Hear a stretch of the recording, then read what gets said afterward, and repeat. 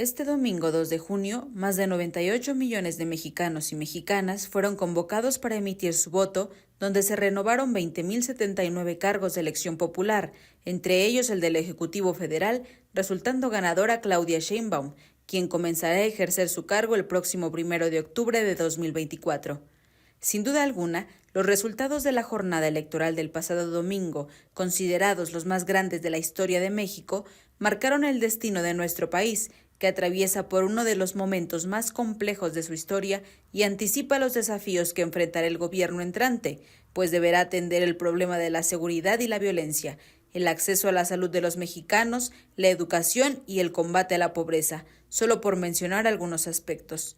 ¿Cómo se explica la victoria de Sheinbaum y qué podemos esperar los mexicanos? Esto y más en Lo Marginal en el Centro. Buenas noches a quienes nos acompañan en esta emisión de Lo Marginal en el Centro. Bienvenidas y bienvenidos. En el programa de esta noche platicaremos sobre los resultados del proceso electoral que este domingo pasado se realizó y que arrojaron como ganadora a Claudia Sheinbaum. Y también nos arrojaron un poder legislativo conformado por una mayoría morenista. Para platicar sobre esta situación nos acompaña esta noche Maribel Rodríguez, quien es abogada por la Escuela Libre de Derecho, maestra en Derecho Constitucional y especialista en amparo por la Universidad Panamericana. Buenas noches, Maribel, un gusto contar con tu perspectiva esta noche. Buenas noches, Jenny.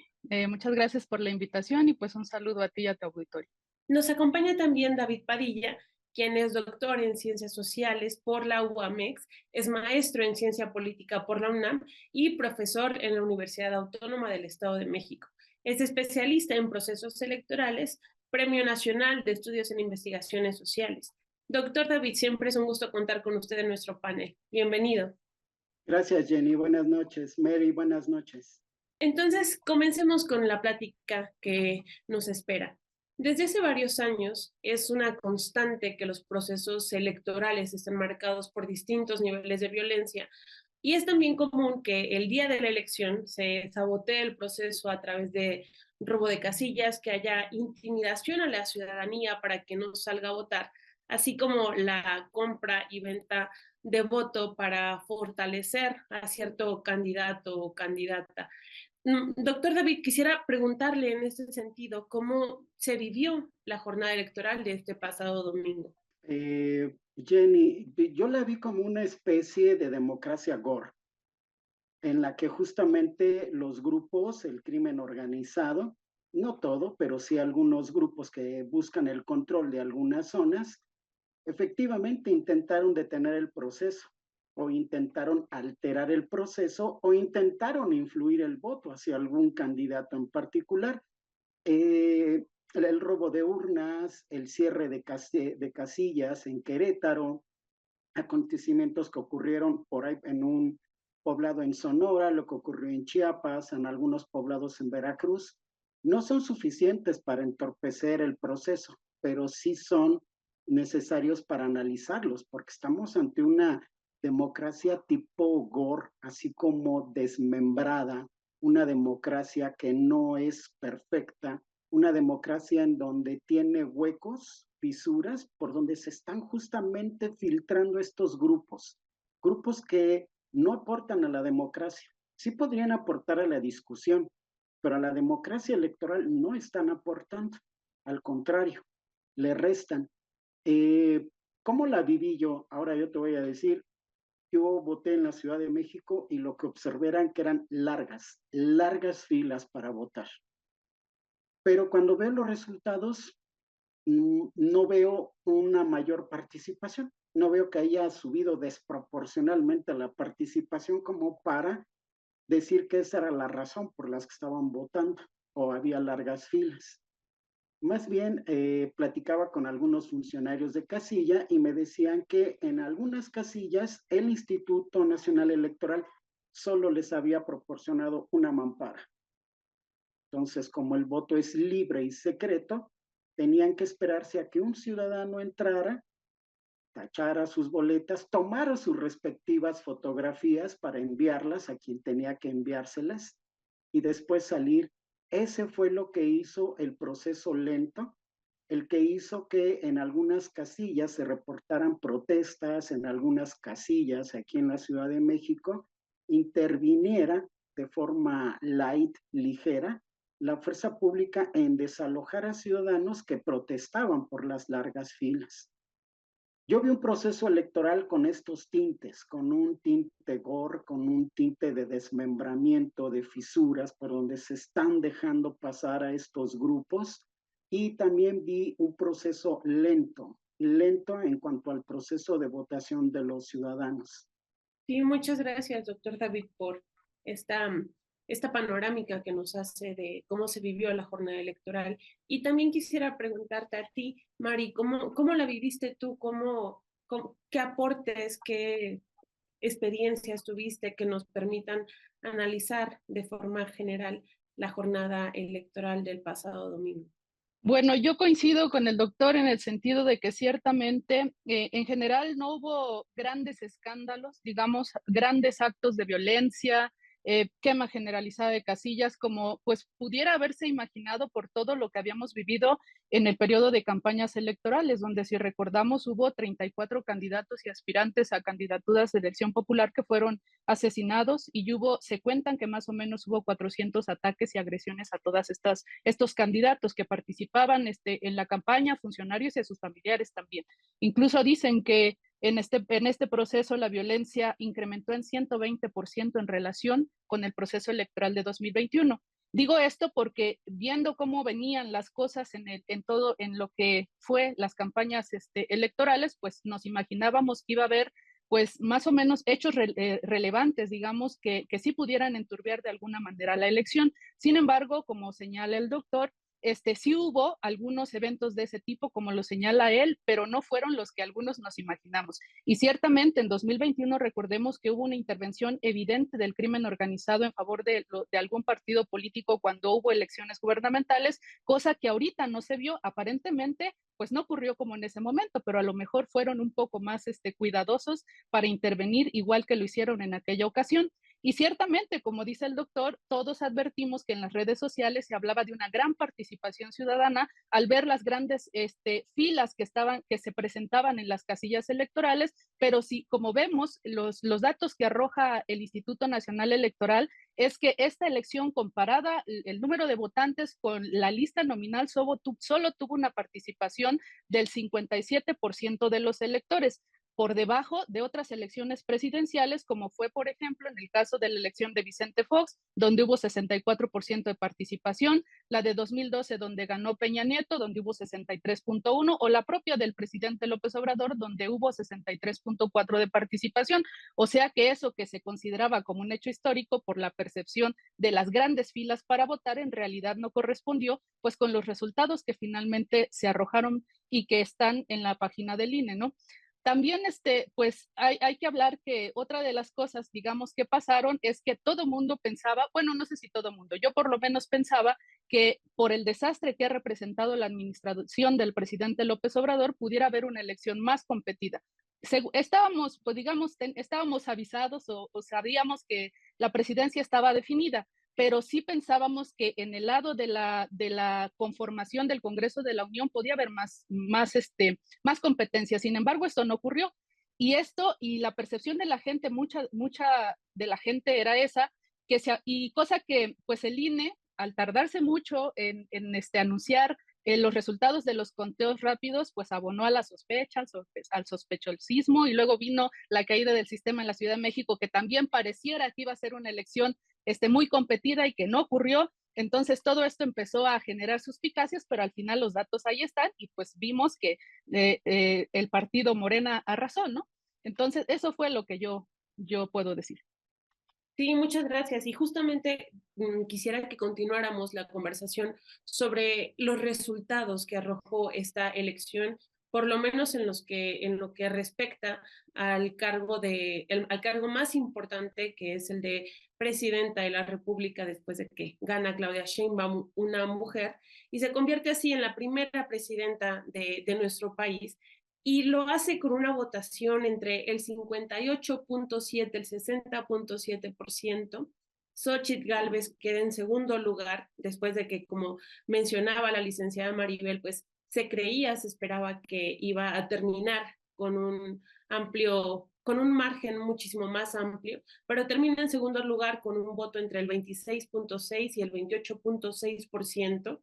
Y el tercer lugar, más o menos esperado, termina siendo para Movimiento Ciudadano Álvarez Maínez, quien obtuvo entre el 9.9 y el 10.8% de los votos. Y con esto la coalición Sigamos Haciendo Historia, que es la del oficialismo, mantiene el proyecto de la Cuarta Transformación. Y pues lo sorprendente también, como mencionaba ya la maestra Maribel, pues es que también alcanzan una mayoría en el Congreso de la Unión que les hace fácil continuar con reformas, esto lo hablaremos más adelante, pero que muestra una aplastante mayoría de Morena, por lo menos en la Cámara de Diputados. Mari, ¿cómo podemos explicar estos resultados en la elección que contrastan con lo que se esperaba? Bueno, primero quiero empezar diciendo que independientemente de los resultados, por lo que llamamos el tsunami guinda o lo que llaman el tsunami guinda, el país está peor que nunca y eso nadie lo puede negar. Los 100 millones de mexicanos pobres que existen, los muertos de la pandemia, la violencia, los desaparecidos, la inseguridad, el sistema de salud y de educación desastrosos que tenemos están ahí y no se borran aún con el triunfo abrumador de Morena. ¿Cómo explico yo los resultados? Primero, quiero abordar el papel que jugó la oposición. La alianza opositora con Xochitl Gálvez a la cabeza, cuyos partidos, pues como todos sabemos, son los mismos de siempre, pues no convencieron con su discurso de democracia, que a la gente que sufre hambre, pues la verdad le interesa muy poco. No vimos de parte ni de Xochitl Gálvez ni Álvarez Maínez, que eran la oposición al gobierno, y tampoco de Claudia Sheinbaum, pero eso lo voy a decir más adelante, un proyecto de país serio y fundado sino lo único que repetían, sobre todo Xochitl Gálvez, era evitar la dictadura, defender la división de poderes y los derechos, que son figuras propias de la democracia liberal, que hoy está en crisis y que lo debemos decir, porque el sistema económico al que responde, que es el capitalismo, lo está también. Ellos, pues, la alianza opositora y los partidos de siempre no han querido darse cuenta de que la gente sufre carencia y pobreza y que el partido oficial y el gobierno les da migajas que en algo alivian su situación y por eso las aceptan y las defienden.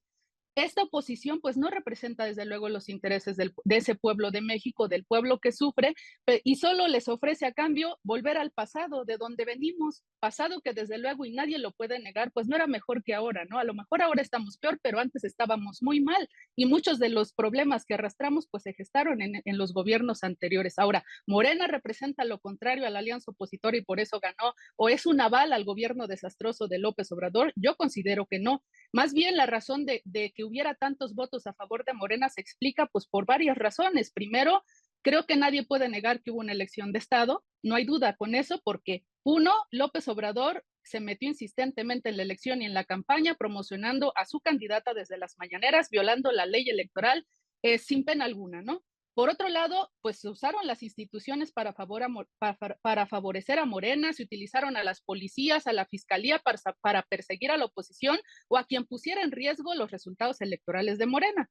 Se derrocharon también recursos públicos al por mayor para poner la cara de Claudia Sheinbaum en todo el país desde hace como 2 años, mucho antes de que las campañas empezaran, y se usaron los medios de comunicación, incluso oficiales, para hacerle campaña, pero sobre todo sabemos que Morena compró votos, ¿no? Ya lo adelantaba el doctor. El día de la elección se sabe que en muchísimos lugares de México se estuvieron dando hasta miles de pesos por un voto en favor de Morena a mucha gente, pero sobre todo compraron desde hace 6 años la voluntad de 25 millones de mexicanos a través de los programas sociales.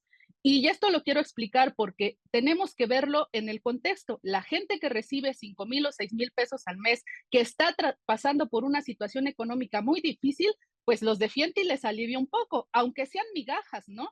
Y no se dan cuenta y no entienden que les dan esos cuantos pesos, pero a cambio les quitan la salud, la obra pública, la educación de calidad, etcétera, etcétera, etcétera. Y además, para asegurar la coacción del voto, Morena tuvo a su mano 20,000 servidores de la nación que nos costaron pues a nosotros con nuestros impuestos cerca de 3,259 millones de pesos anuales, que fueron las personas que ya en el momento le recordaron a la gente que si no votaban por Morena les quitaban los apoyos, ¿no? Y toda esta maquinaria se enfrentó ante una falsa oposición debilitada que no convence y que no le ofrece nada a las clases empobrecidas y menos representa sus intereses. Ahora, quiero también señalar por qué Morena logra hacer esto. Pues porque encuentra terreno fértil, ¿no?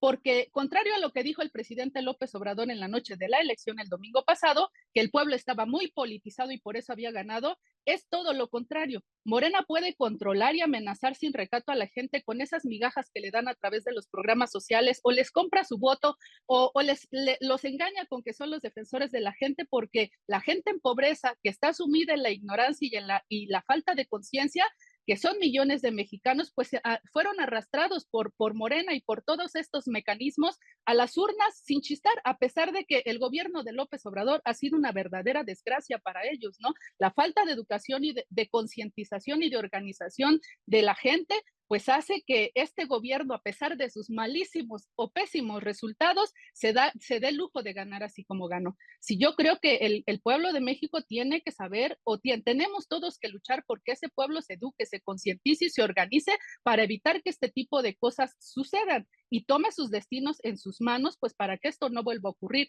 porque al final de cuentas ninguno de los partidos que existen actualmente representa sus intereses, ¿no? Sí, muchas gracias por el análisis que nos ofreces, Mari, de estos resultados que vimos y que para mucha gente fueron algo inesperado, algo completamente inesperado, pero que como tú bien mencionas, no se pueden explicar, no se pueden comprender si solamente nos detenemos a pensar lo que pasó durante el proceso de campaña y olvidando los años previos inmediatos, la propaganda que se lanzó a favor de la actual presidenta, bueno, de quien será la próxima presidenta de México. Y quisiera preguntarle en este mismo sentido, doctor David, ¿cómo explica usted los resultados de la elección que a mucha gente han tomado desprevenida y que además mucha gente también ha tratado de explicar con argumentos que, como dice la licenciada Maribel, pues responden más bien a concepciones del pasado, a concepciones rancias que mucha gente trata ya de eliminar de la discusión democrática en México? Yo estoy de acuerdo con ambas, con todo lo que han dicho. ¿Cómo interpretar, cómo explicar los resultados? Más allá de los números, la caída del sistema, que es algo de lo cual López Obrador se quejaba y hoy vuelve a ocurrir a su favor, ¿no? Los absurdos de la propia historia y del propio personaje. ¿Cómo explicar los resultados del domingo? Yo lo explicaría desde 3 conceptos claves. 1, el miedo. El miedo que se le influyó a los grupos vulnerables si no votas, pierdes todo lo que tienes. Si no votas, vas a perder el dinero. Si no votas, vas a perder el apoyo. Si no votas, te voy a quitar el puesto en el tianguis. Si no votas, ya no te voy a dejar que te pongas en el mercado. Si no votas, te quito la concesión de la ruta. El miedo estuvo presente y desde antes, como tú dices, Jenny, desde hace 2, 3 años, el miedo estuvo ahí todo el tiempo y como dice Mari, pues lo estuvo influyendo también el propio López Obrador. El otro fue el clientelismo, esa compra de votos que se estuvo dando durante mucho tiempo, muchos años, que se estuvo incluso durante la pandemia, se estuvo recibiendo desde la pandemia y ya se adelantaba algunos efectos del clientelismo. Y este clientelismo no solo fue político, también fue electoral. Fue antes y durante la campaña electoral. El otro concepto que es también clave es el corporativismo. Sindicatos grandes, sindicatos pequeños, corporaciones de taxistas, corporaciones de transportistas, corporaciones de mercados, ciudadanos, sindicatos incluso de trabajadores del gobierno federal y de la Ciudad de México, distribuyeron los famosos códigos QR, que son con los que los individuos fueron a votar, lo pusieron sobre la boleta y le tomaron foto sobre la boleta marcando Morena. Ese código QR se decía que era la identificación con la cual el partido Morena iba a identificar que los ciudadanos habían votado. Y eso se distribuía en todos los gremios, todos, absolutamente todos los gremios. Hay, no digo miles, pero sí hay algunos cientos de fotografías que andan circulando en internet sobre el código QR. El corporativismo estuvo ahí. El miedo, el clientelismo y el corporativismo formaron lo que nos sorprende, y a mí me sorprendió, sobre todo en el resultado de la Ciudad de México, el voto unitario. Efectivamente, en los últimos meses, Claudia Sheinbaum decía, todo Morena. Y sí, efectivamente, el miedo, el clientelismo y el corporativismo hicieron su trabajo. Y ella lo remachó, lo firmó con la última semana de sus spots, tanto en radio como en televisión. Vota todo Morena, para que todo siga, para que no pierdas nada, porque los únicos que podemos hacer algo por ti somos nosotros. Ese voto unitario, más allá de la caída del sistema en la Ciudad de México, a mí me sorprendió que el chilango, en el buen uso de la palabra, no hicieran un voto dividido como parecía que así iba a ocurrir. Algunas encuestas marcaban al candidato del PAN y de la oposición por 12 puntos encima de Clara Brugada.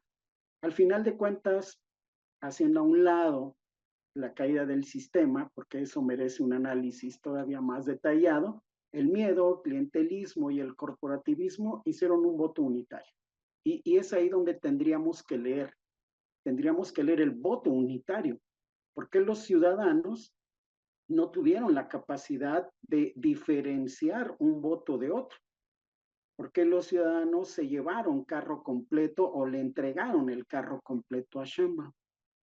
Es eso, pero ¿por qué? Por el miedo que se estuvo dando, por el miedo que se nos estuvo entregando, por el miedo que se nos estuvo mostrando, por el clientelismo que funcionó desde lo político hasta lo electoral y todo el corporativismo.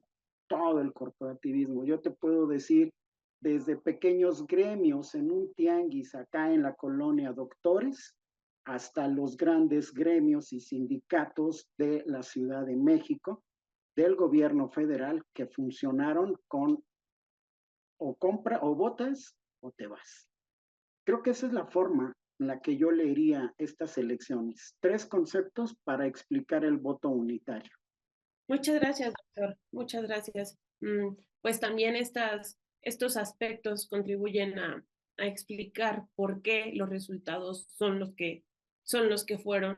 Y precisamente ahora toca ponernos a pensar qué tipo de gobierno nos espera, porque después de las elecciones intermedias del 2022, la mayoría que tenía Morena en el Congreso se redujo, y esto posibilitó que muchas reformas que López Obrador planteó se quedaran en espera de ser aprobadas. Ahora, con estos resultados, con una mayoría aplastante de Morena, en donde no necesita hacer coaliciones, no necesita dialogar con la oposición en el Congreso, pues posibilita que el mes que tiene de margen López Obrador todavía, pues sea un empuje, o sea, el momento en el que estas reformas pendientes se realicen. Claudia Sheinbaum remarcó que ella no busca no va a gobernar con la dictadura. Vamos a ver qué tanto de esto es verdad, porque en los hechos no necesita dialogar, por lo menos no lo necesitará durante los 3 primeros años, un diálogo cercano con la oposición para llevar adelante el proyecto de país que considere necesario. Y en este sentido, doctor David, para terminar, quisiera yo preguntarle qué gobierno nos espera, cuáles son las perspectivas que usted alcanza a notar en lo más inmediato. Jenny, tú decías que nos ponemos a pensar. No, yo no me pondría a pensar. Yo me pondría a preocuparme. O sea, sí es preocupante porque efectivamente, mira, voy a hacer un poquito de historia muy rápido. América Latina ha tenido una tradición de dictaduras personalistas. Todo el siglo pasado, dictaduras personales. Algunas dictaduras militares, otras civiles, pero todas dictaduras personales. México era la excepción. Nosotros teníamos la dictadura de un partido, en el que cada 6 años hacíamos nuestro ritual de elecciones para que las élites del partido solo fueran circulando. Bien, yo me preocuparía porque estamos ante la nueva reconfiguración del partido hegemónico. Se está formando un partido hegemónico como se formó hace casi 100 años, en 1929. Nada más que hoy en lugar de Plutarco Elías Calles tenemos a López Obrador. Se está reconfigurando un partido hegemónico. No vamos a la dictadura personalista como en América Latina. Ellos tienen esa tradición. Nosotros tenemos la tradición de la dictadura del partido, o el partido hegemónico, y para allá vamos. Ahí es donde yo me preocuparía.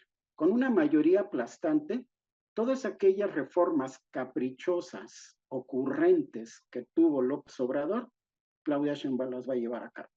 Hay pruebas, testimonios y videos de que cuando Claudia Sheinbaum cometía un error discursivo en contra de López Obrador, al siguiente día lo corregía inmediatamente. Entonces, un buen regalo para López Obrador, ahora que ya se va, es regalarle algunas reformas que no pudo echar a andar él. Es ahí donde yo me preocuparía. Y además me preocuparía porque efectivamente, como decía Mari, estamos ante un gobierno sin principios ideológicos. Y tampoco los tenía la oposición, ya lo platicábamos la vez anterior. Nadie representa a la izquierda, nadie representa a la derecha, nadie representa al comunismo, capitalismo, anarquismo. No hay ideologías. Esta campaña se fue solo yo doy a niños, yo doy a mujeres, yo doy a quien tenga perros, yo doy a quien tenga gatos, yo doy a viejitos, yo doy a más viejitos, pero no hubo un planteamiento ideológico. Y las políticas públicas salen de ideologías, no salen de ocurrencias. Entonces yo me preocuparía por dos aspectos. Uno, por esta reconfiguración del nuevo partido hegemónico. Espero que no nos dure 70 años. Morena. Y me preocuparía porque vamos a tener un gobierno sin ideología, sin un principio coherente político que sustente cualquier obra pública, cualquier decisión que quiera enviar al Congreso de la Unión. Ahí es donde yo me preocuparía. Hay 6 años, 6 años. Creo que parte de esto le toca a la oposición. Creo que parte le toca a la oposición preocuparse también ellos. ¿Por qué? ¿Qué es lo que les ocurrió? ¿Qué es lo que dejaron de hacer? No son partidos nuevos los que se sumaron a Xóchitl Gálvez. El Partido Acción Nacional solo tiene 10 años menos que el PRI. Y bueno, los viejos priistas se desplazaron a Morena. Le toca a la oposición ver qué es lo que ocurrió. ¿Ves qué es lo que tiene? A ellos les toca también preocuparse, igual que yo me preocuparía en este momento. Gracias, Jenny. Sí, gracias a usted, doctor. Y para terminar, Mari, la misma pregunta. Con esta situación que nos enfrentamos actualmente después de estos resultados electorales del pasado domingo, ¿qué gobierno nos espera? ¿Cómo analizas tú esta situación? Pues creo que, como adelantabas tú y como pues más o menos todos nos imaginamos, el gobierno de Claudia Sheinbaum, aunque ella salió a decir, como decías hace ratito, que gobernará para todos, que no habrá dictadura y que respetará la ley, pues creo que su gobierno será más de lo mismo o quizá peor de lo que ya vimos con López Obrador, ya que ella, a diferencia de López Obrador, tiene las mayorías calificadas en el Congreso de la Unión que le permiten pues tener el poder absoluto para cambiar lo que quiera, desde la Constitución, las instituciones del Estado, o por ejemplo, hacer las reformas que López Obrador nunca pudo, por ejemplo, pues reformar al Poder Judicial, reformar al INE a su antojo, eliminar los órganos autónomos, cambiar las leyes electorales, eliminar algunos derechos que le molestan, etcétera, etcétera, ¿no? Y todo esto pues sucederá como adelantaba yo, pues frente a una oposición pues desdibujada, ¿no? Que está minimizada y que seguramente en los momentos difíciles se plegará a los designios de la presidenta para salvaguardar sus intereses. Es un riesgo que corremos todos. La política, ¿y por qué digo que será lo mismo? Porque creo que en la política de seguridad, que es una de las cosas que más le preocupan a los mexicanos, pues no habrá cambios, ¿no? Seguramente no se combatirán a la delincuencia como tampoco se hizo en este sexenio, ni tampoco las causas profundas, como decía López Obrador. Creo que seguiremos oyendo mentira tras mentira para esconder pues la terrible situación del país. Creo que seguirán las dádivas sociales, aunque a diferencia de López Obrador, pues Claudia Sheinbaum se enfrenta a un déficit presupuestario importante que seguramente hará que endeuden mucho más de lo que endeudó al país López Obrador y pues a lo mejor nos aumentan los impuestos en perjuicio de los que siempre los hemos pagado, ¿no? También creo que veremos el uso del aparato estatal contra quien se queje, el aumento de la represión y la persecución contra críticos, opositores y organizaciones sociales que tanto odia el partido Morena y el presidente. Creo que pues, en el ámbito internacional, por ejemplo, veremos un gobierno plegado y complaciente a los designios de Estados Unidos, a pesar de que navegue con bandera de izquierda y supuestamente defienda la soberanía nacional, ambas cosas que sabemos que son mentiras.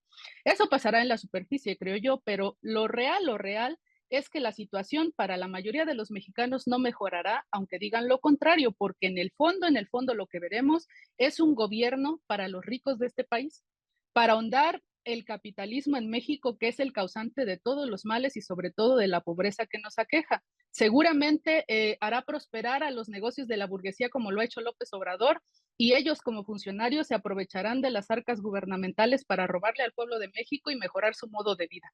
Porque en el fondo, Claudia Sheinbaum y Morena son los representantes de esa burguesía, no representan los intereses populares, ¿no? Y del otro lado, seguiremos teniendo millones y millones de mexicanos que sufren la explotación, la opresión y la pobreza de este sistema en el que vivimos.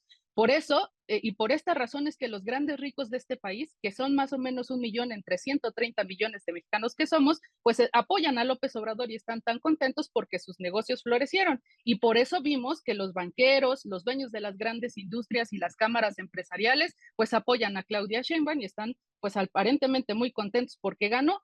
Por ello, creo yo que el gobierno que nos espera es más de lo mismo y el país no cambiará para bien, porque pues el enriquecimiento de unos cuantos a cambio del sufrimiento de millones, como ya dije, se explica no por el partido que gobierne, sino por el sistema económico en el que vivimos y que es precisamente lo que hay que cambiar. Por eso la gente no puede esperar a que ni Morena, ni la alianza opositora, ni los partidos ahora que existen, MC, que ahora resulta que es tercera fuerza, o el Partido Verde que va a tener creo que 70 diputados como nunca, pues vengan y nos cambien nuestra situación. Porque ellos no representan nuestros intereses. Los partidos oficiales, y hay que decirlo, yo lo creo así, y creo que muchos mexicanos también, son instrumentos de los poderosos de este país para dividir a la gente en colores y nos hacen pensar que unos son diferentes que otros, que unos son amigos y los otros son enemigos, cuando la realidad es que unos se pasan de un partido a otro sin escrúpulos y sin pena alguna y a espaldas de nosotros hacen acuerdos para repartirse el poder en México. Eso cuidan sus intereses de ellos y no los de las mayorías. Y ahora, ¿qué nos queda ante este escenario, no?